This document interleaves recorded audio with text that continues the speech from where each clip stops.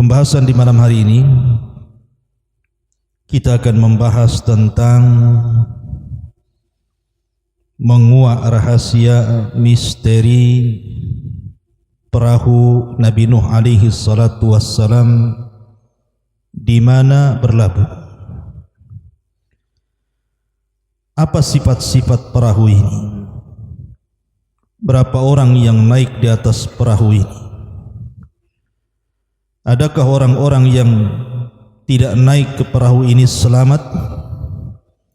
Lalu bagaimana setelah perahu ini disandarkan Allah? Kemana orang-orang ini kemudian pergi? Inilah yang kita akan bahas 1 jam ke depan. Mudah-mudahan kita bisa memetik ibrah dan pelajaran dalam kisah misteri berlabuhnya kapal Nabi Nuh alaihi salatu wassalam. Ma'asyiral muslimin yang dimuliakan Allah Subhanahu wa taala. Kisah tentang rahasia di balik Safinatun Nuh bukan hanya dibicarakan orang-orang Islam saja, tapi juga dibicarakan oleh umat-umat sebelum Islam. Dicatat dalam kitab-kitab seperti Taurat, Injil dan yang lainnya. Saya contohkan saja versi Taurat yang disebutkan dalam kitab Safarut Takwin, nihayatu kulli basharin qad atat amami. Nuh berkata, akhir setiap manusia sudah datang di hadapanku. Li'annal arda imtala'at zulman minhum, karena bumi telah dipenuhi dengan kezaliman yang menyebar. Faha ana, Allah Subhanahu wa taala, afwan, ini perkataan Allah Subhanahu wa taala kepada Nuh, bukan perkataan Nuh. Saya ulang, nihayatu kulli basharin qad atat amami. Kehancuran setiap manusia sudah datang di hadapanku. Li'annal arda imtala'at tulman minhum, karena bumi sudah dipenuhi dengan kezaliman yang menyebar. Faha ana muhlikuhum ma'al ardi, maka saya akan hancurkan mereka bersama bumi. Isna li nafsika falkan min khasabin jufrin, wahai Nuh, buatlah untuk dirimu sebuah perahu dari kayu. Taj'alul fulka masakina, yang kau bisa jadikan perahu itu tempat tinggalmu. Wa tatlihi min dakhilin wa min kharijin bil qar, kemudian benahi kapalmu, kamu oles dengan minyak-minyak supaya tidak bocor, maksudnya. Wa hakadha tasna'uhu, begitulah engkau harus membuatnya. Kemudian disebutkan meterannya, salasa mi'ati dira'in yakunu tulu al-fulki, di mana 300 hasta panjangnya kapal itu. Wa khamsina dira'an arduhum, dan 50 hasta bentangannya atau lebarnya. Wa thalathina dira'an irtifa'uhu, dan 30 hasta tingginya. Jadi panjangnya 300 hasta, kemudian lebarnya 50 hasta, kemudian tingginya 30 hasta. Kemudian wa tada'u babal fulki fi janibihi masakina sufliyatun wa mutawassitatun wa ulwiyatun, maka jadikan bagian-bagian kapal itu ada yang di bawah, ada yang di tengah, ada yang di atas, menunjukkan bahwa kapalnya Nabi Nuh itu ada 3 tingkat. Faha ana ati bitufanil ma'i alal ardi li ahlika kulla jasadin fihi ruhu hayatin min tahtis sama. Maka saya akan hancurkan setiap jasad yang ada ruhnya yang berada di kolong langit. Kullu ma fil ardi yamut, setiap yang ada di bumi pasti mati.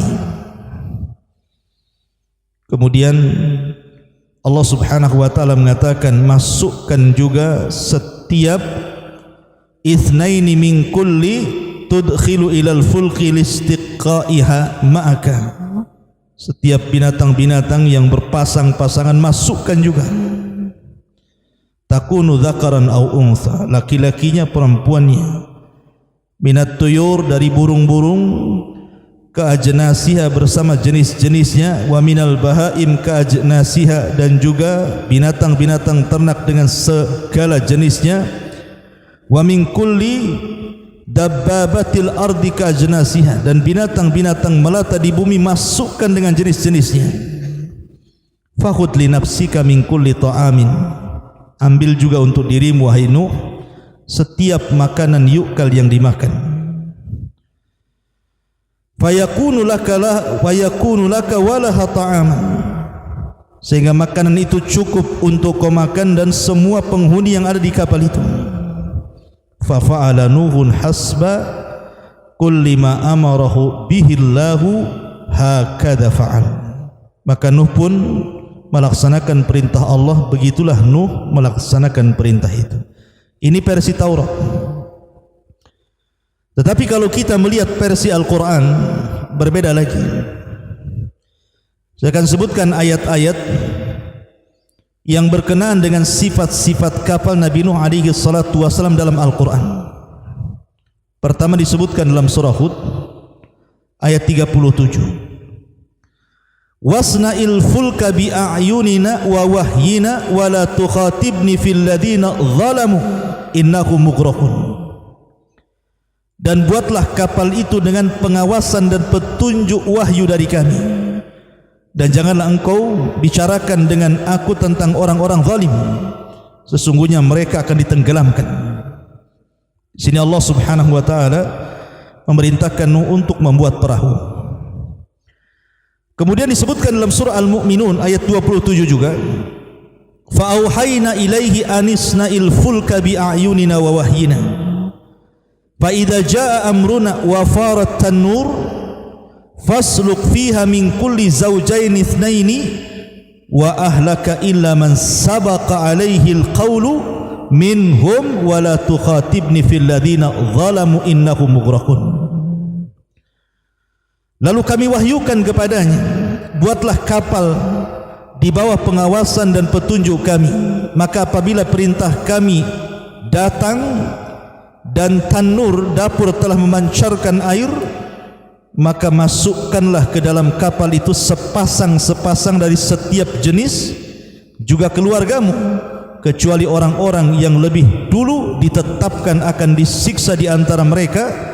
Dan janganlah engkau bicarakan denganku tentang nasib orang-orang zalim, sungguh mereka akan ditenggelamkan.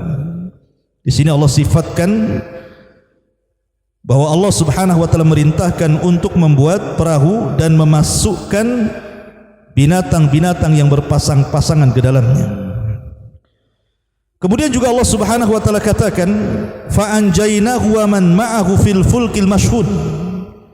Kemudian kami menyelamatkan Nuh dan orang-orang yang bersamanya di dalam kapal yang penuh muatan itu.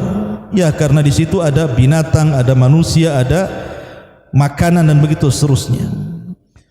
Kemudian juga Allah Subhanahu wa taala katakan masih dalam surah Hud ayat ke-38-nya, wa yasna'ul fulka wa kullama marra alaihi mala'u min qaumihi sakhiru minhum qala in tasharu minna fa inna nasharu minkum kama tasharun. Dan mulailah Nuh membuat kapal. Setiap kali pemimpin kaum berjalan melewatinya, mereka mengejeknya, seolah-olah, hei Nuh, dulu kau seorang nabi, kenapa pula jadi tukang kayu? Maka Nuh berkata, jika kamu mengejek kami, maka kami pun akan mengejek kamu sebagaimana kamu mengejek kami. Ya, sebelum dibuatnya dan sedang dibuatnya kapal, mereka mengejek. Setelah Nuh berada di atas perahu dan Allah selamatkan, maka al-jaza'u min jinsil amal, balasan itu disesuaikan dengan amalannya.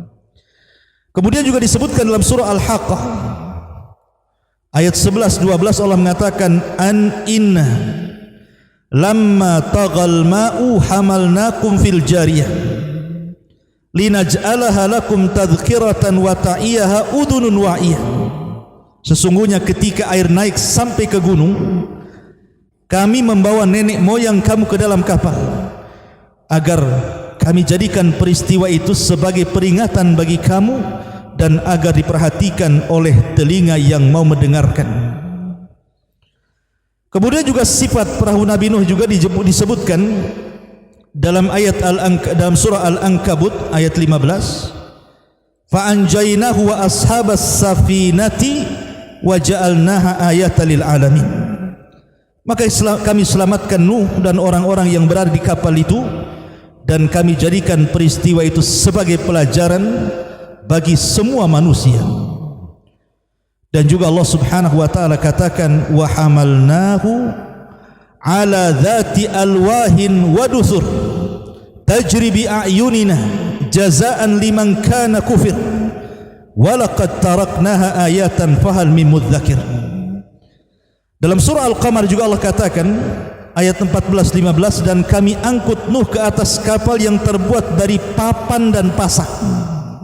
Artinya perahu Nuh itu bukan dari besi tetapi dari kayu, yang berlayar dengan pemeliharaan kami sebagai balasan bagi orang-orang yang telah ingkar diingkari kaumnya. Dan sungguh kapal itu telah kami jadikan sebagai tanda pelajaran, maka adakah orang-orang yang mengambil pelajaran itu? Ma'asyiral muslimin yang dimuliakan Allah Subhanahu wa taala, dari sini datanglah beberapa sifat kapal berdasarkan nas Al-Qur'an. Pertama, di sini Allah Subhanahu wa taala katakan annaha dzatu alwahin wa dusur. Jadi kapal Nabi Nuh itu terbuat dari papan dan pasak. Jadi pakunya itu pasak, kemudian badan kapalnya itu kayu-kayu yang sudah diserut. Begitulah berdasarkan nas Al-Quran. Kemudian juga di antara sifatnya annaha dzatu masalik au masakin au ghuraf hasba ma warada fi suratil mu'minin. Jadi kapal itu bisa dijadikan tempat tinggal, saking besarnya kapal itu. Dan juga ada kamar-kamarnya. Jadi ada kamar-kamar untuk manusia, ada kamar untuk binatang, ada kamar untuk burung, semua disediakan. Berdasarkan surah Al-Mu'minun, fasluk fiha min kulli zawjaini itsnaini wa ahlaka illa man sabaqa alaihi alqaulu minhum. Maka masukkanlah setiap binatang-binatang yang berpasang-pasangan dan juga keluargamu, kecuali orang yang sudah ditetapkan mereka akan dibinasakan. Kemudian juga yang ketiga, dan ingat bahwa kapal Nabi Nuh ini mukjizat. Ingat, ini bukan kapal biasa, ini mukjizat, mukjizat seorang nabi. Bayangkan banjir itu dijelaskan sampai menutupi gunung-gunung tertinggi di dunia, dengan dihempas dengan tupan, dengan gelombang yang sangat besar, tapi tidak menggulingkan perahu Nuh. Kalau bukan mukjizat apa namanya? Jadi kapal ini mukjizat Nabi Nuh alaihi salatu wassalam. Tidak bisa kita bayangkan, namanya mukjizat itu keanehan. Makanya kapalnya Nabi Nuh alaihi salatu wassalam bisa selamat dari bahtera yang sangat maha dahsyat, yang secara logika harusnya kapal itu tenggelam dan terguling, itu harusnya. Tapi karena mukjizat dari Allah Subhanahu wa taala, makanya kemudian Allah Subhanahu wa taala mengatakan ayatan. Allah mengatakan fa anjaynahu wa ashabas safinati wa ja'alnaha ayatan lil alamin. Dan kami selamatkan Nuh dan juga orang-orang yang di kapal itu, dan kami jadikan sebagai tanda kuasa Allah. Jadi perahu itu memang tanda-tanda kekuasaan Allah, mukjizat yang Allah berikan kepada Nuh, mampu membuat kapal sehebat itu, padahal hanya terangkai dari kayu dan pasak-pasak saja. Ya. Ma'asyiral muslimin yang dimuliakan Allah Azza wa Jalla, bahkan disebutkan bagaimana sifat tufan. Allah katakan dalam surah Al-Qamar, fafatahna abwabas sama bima'in munhamir wa fajjarnal arda uyunan faltaqal ma ala amrin qad qudir. Kami buka pintu-pintu langit, kemudian kami hujani sederas-derasnya. Bukan hanya itu, wa fajjarnal arda, kami bukakan semua sumber-sumber yang ada di bumi, kemudian dimuncratkan ke atas permukaan. Kemudian ditemukan air langit dan bumi, dan Allah perintahkan angin tufan untuk membawa air itu, bah tsunami besar, menggiring semua umat Nabi Nuh, ditenggelamkan. Sampai Kan'an berusaha naik ke atas bukit pun tidak bisa diselamatkan. Dan Allah juga mengatakan dalam surah Al-Haqqah, inna lama taghal ma hamalnakum fil jariyah linaj'alaha tadhkiratan wa ta'iyaha udhunun wa'iyah. Lihat di sini Allah Subhanahu wa taala mengatakan, sesungguhnya ketika air itu naik sampai ke gunung, jadi air itu terus meninggi sampai ke gunung, bahkan sampai menenggelamkan gunung. Kami membawa nenek moyang kamu ke dalam kapal agar kami jadikan peristiwa dahsyat itu sebagai peringatan bagi kamu, dan agar diperhatikan oleh telinga-telinga yang mau mendengarkannya. Lihat, sampai-sampai Allah Subhanahu wa taala menyebutkan sifat tufan luar biasa. Kemudian juga Allah Subhanahu wa taala berfirman dalam surah Al-Mu'minun, fa idza jaa amruna wa farat tanuh. Arti fara fauran artinya irtifa'us sa'ili bisuhunatin natijatan ta'ridu limasdari hararatin. Artinya air yang datang itu bukan air biasa, tetapi mengandung hawa panas. Bayangkan seperti larva keluar dari perut bumi membawa air panas yang luar biasa.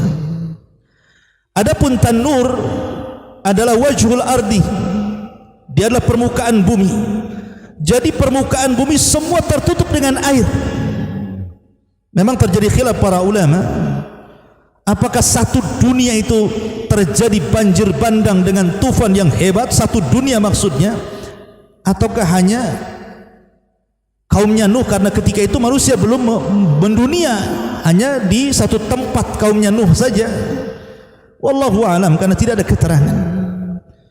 Yang jelas bahwa Allah Subhanahu wa taala menyebutkan dalam surah Hud ayat 42, wa hiya tajri bihim fi maujin kal jibal, bahwa air itu menjadi gelombang-gelombang besar layaknya gunung-gunung yang sedang menghempas-hempas.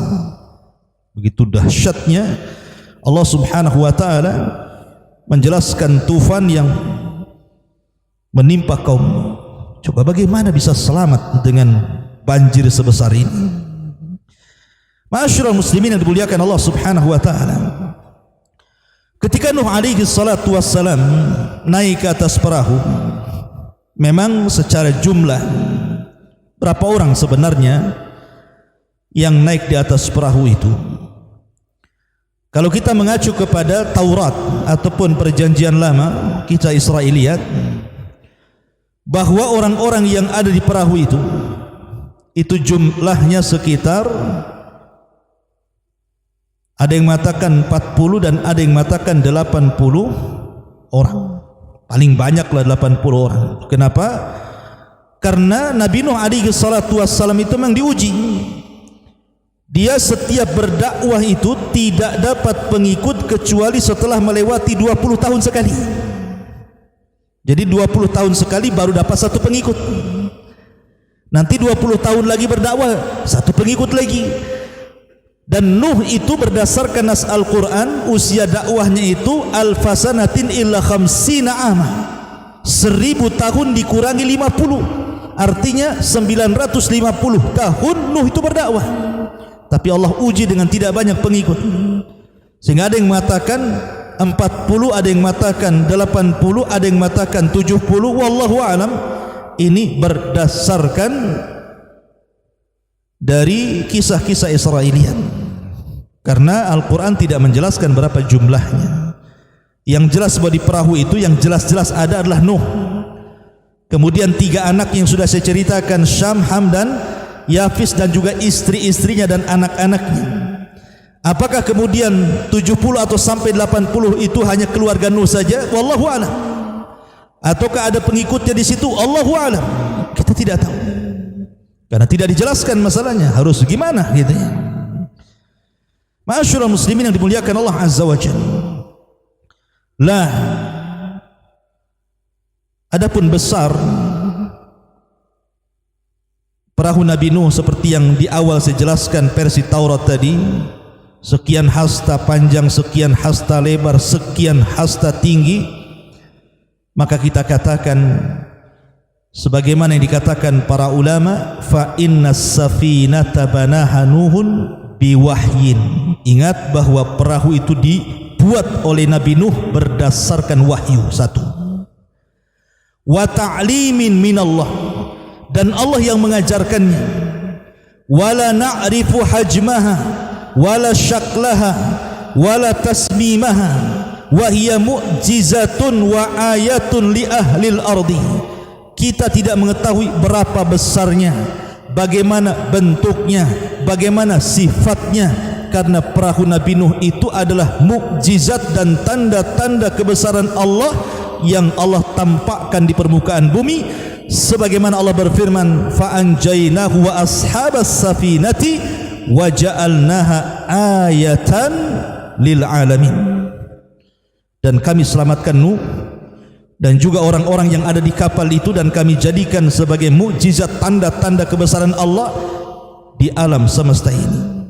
Dan Allah juga mengatakan dalam surah Yasin, wa ayatul lahum an hamalna dzurriyyatahum fil fulkil mashhun. Dan itu semua tanda kebesaran Allah bagi mereka. Kami bawa Nuh dan anak cucunya dalam perahu yang penuh dengan muatan. Ma'asyiral muslimin yang dimuliakan Allah Subhanahu wa taala, maka tidak boleh kita mengkias, oh perahu Nabi Nuh itu seperti kapal kelud umpamanya kalau di negeri kita ya. Oh seperti kapal pesiar, tidak bisa.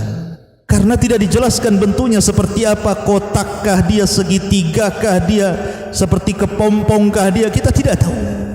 Maka kita hanya mengacu kepada zahir nas Al-Quran dan hadis Nabi SAW bahwa kapal itu merupakan perintah dari Allah, merupakan wahyu, dan Allah yang mengajarkan bagaimana cara membuatnya. Adapun bentuknya, besarnya, sifatnya, kita hanya kembali kepada nas Al-Quran dan hadis-hadis Nabi SAW yang sudah dipahami oleh para ulama ahli sunnah wal jamaah. Ma'asyiral muslimin yang dimuliakan Allah Azza wa Jalla, disebutkan dalam tafsir Ar-Razi, tafsir Ar-Razi Mafatihul Ghaib, wa ikhtalafu fi annahu hal dakhala fi qawlihi zawjain itsnaini ghairal hayawan amla.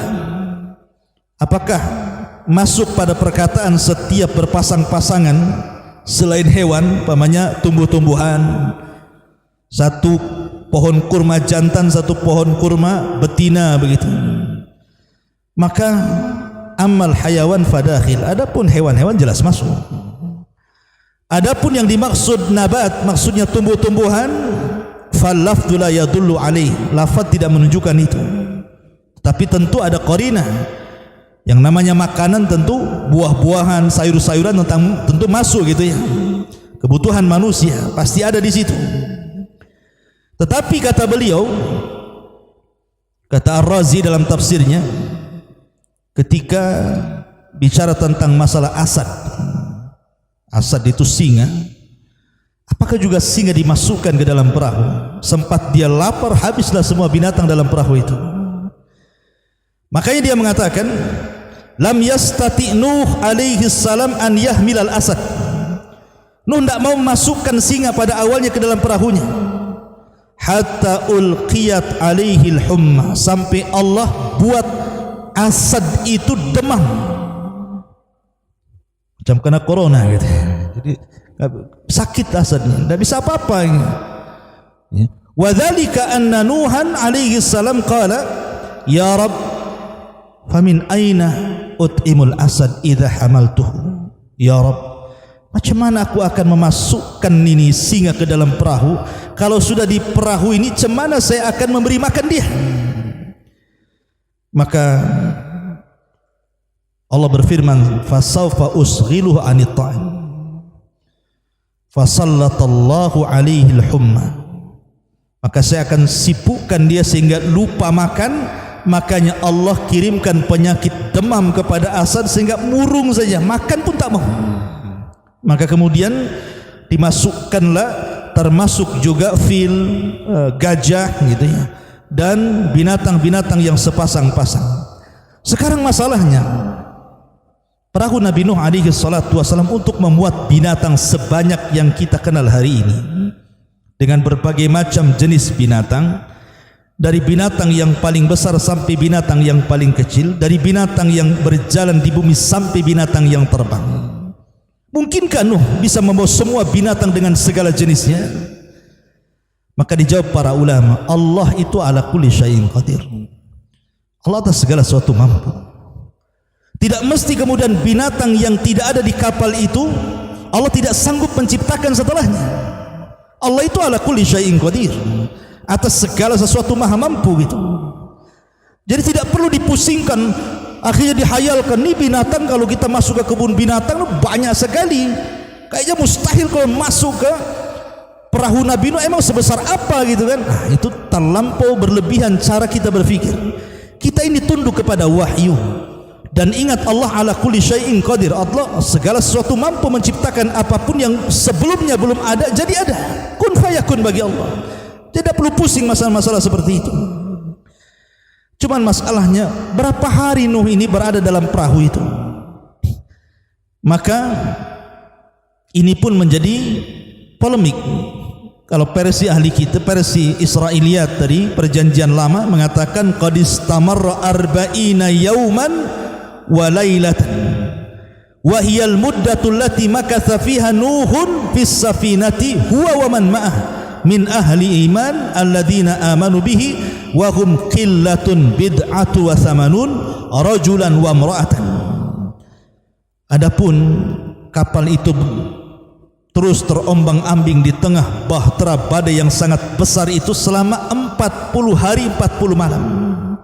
Itulah waktu Nuh berada di atas banjir itu. Dia bersama orang-orang yang beriman, ya sekitar 80 lebih, kurang lebih seperti itu. Wa kadzalika kullu asnafil hayawan wat tuyur. Begitu juga semua jenis hewan-hewan dan burung-burung masuk di dalamnya. Tetapi yang jelas bahwa kita versi Islam, lam yarid nassun sabitun fil Qur'ani awis sunnati an muddati muqsinuhin alaihi salatu wassalam fil bahri aw fis safinati, walakin taqulu ba'dul israiliyat annahu makatha arba'ina yauman wallahu alam.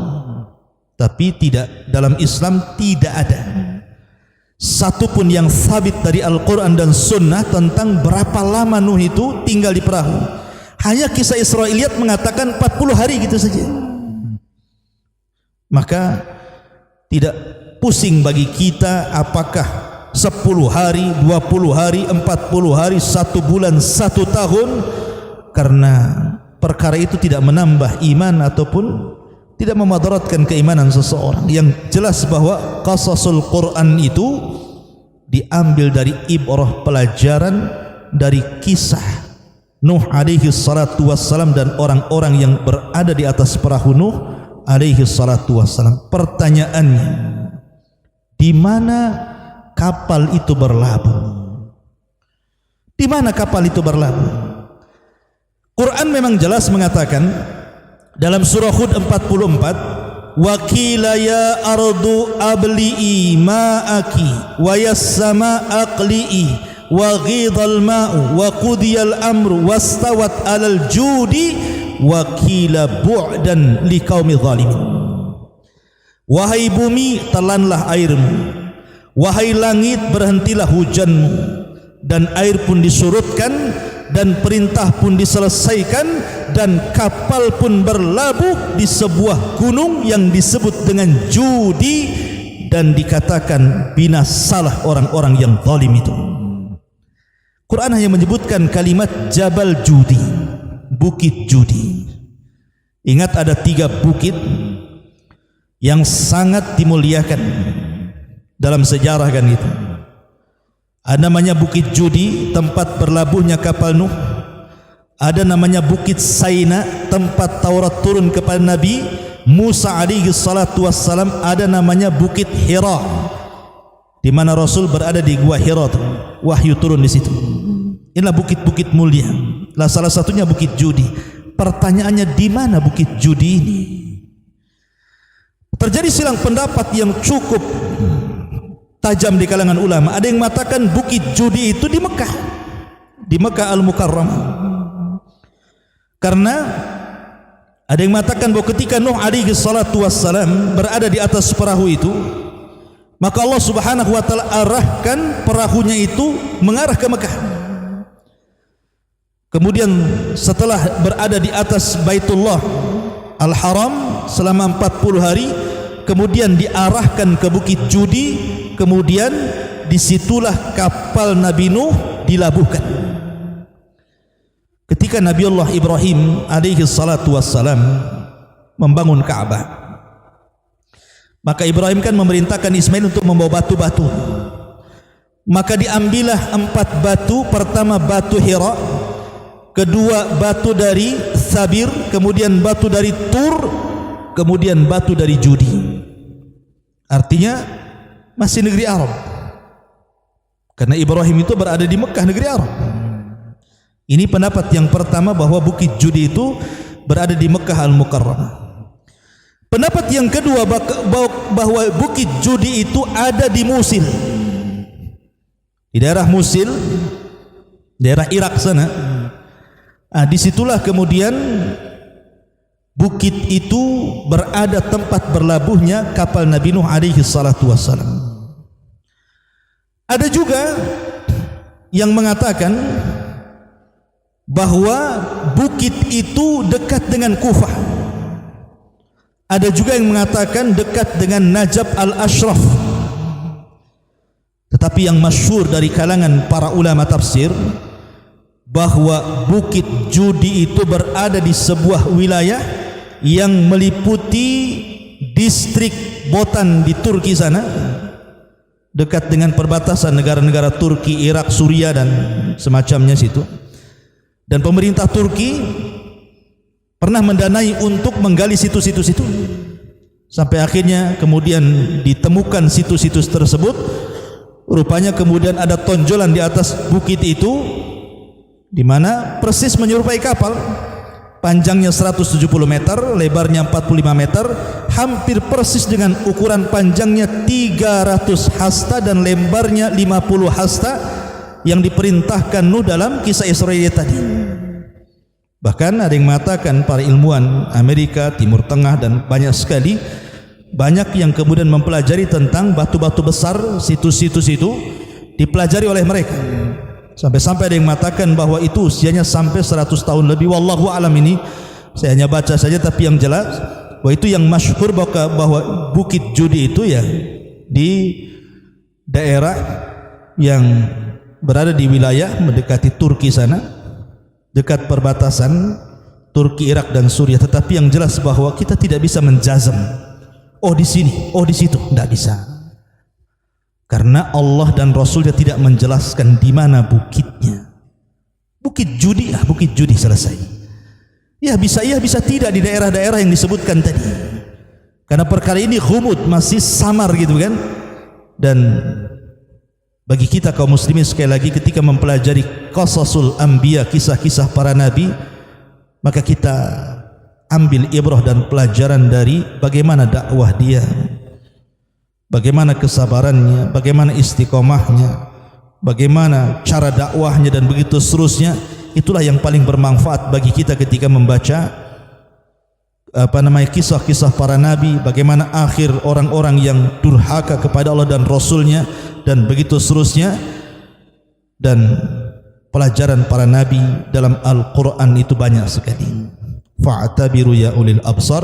Subhanakallah bihamdika, asyhadu an la ilaha illa anta, astaghfiruka wa atubu ilaik.